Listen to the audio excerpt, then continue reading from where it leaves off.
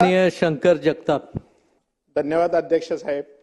मी औचित्याच्या मुद्द्याच्या द्वारे चिंचवड विधानसभेतील निळे पूररेषामधील अधिकृत बांधकामाच्या बाबतचा मी इथे मुद्दा उपस्थित करू इच्छितो।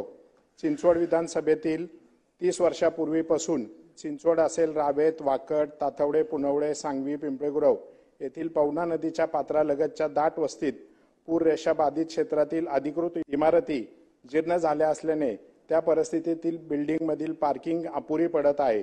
अशा परिस्थितीमध्ये त्या जुन्या सोसायटींचं पुनर्विकासासाठी प्रस्ताव महाराष्ट्र एकात्मक विकास नियंत्रण प्रोत्साहन नियमावलीच्या UDCPRच्या निर्देशानुसार सादर करण्यात आले होते, परंतु 30 जानेवारी 2023च्या सुधारित UDCPRच्या 11.2.8 अन्वये पाटबंधारे विभागाने निर्देशित केलेल्या पूर नियंत्रित रेषेतील निळ्या रेषेच्या क्षेत्रात विकास हस्तांतरित हक्क म्हणजेच TDR वापरण्यास परवानगी नाकारल्यामुळे पूर रेषेतील अधिकृत बांधकामांना अतिरिक्त TDR वापरण्यास परवानगी दिली जात नसल्याने पुनर्विकासासाठी म्हणजेच रिडेव्हलपमेंट प्रस्ताव दाखल केलेल्या इमारतीतील रहिवाशांमध्ये अनिश्चिततेचे वातावरण तयार झालेले तिथे प्रचंड चीड निर्माण झाली।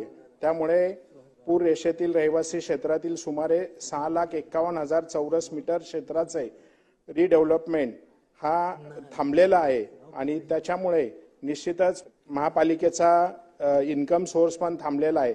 तरी माझी सभागृहाला विनंती आहे की निळ्या पूर रेषेतील बाधित जुने अधिकृत बांधकामांना वाढीव TDR देऊन पुनर्विकासाचा मार्ग मोकळा करावा व पिंपरी चिंचवड महापालिकेतील डेव्हलपमेंट चार्जेसच्या द्वारे प्राप्त होणारे सुमारे जवळपास 1200 कोटीचा महसूल बुडत आहे, तो महसूल न बुडता रिडेव्हलपमेंट प्रस्तावित सोसायट्यांमध्ये राहणाऱ्या नागरिकांना दिलासा द्यावा।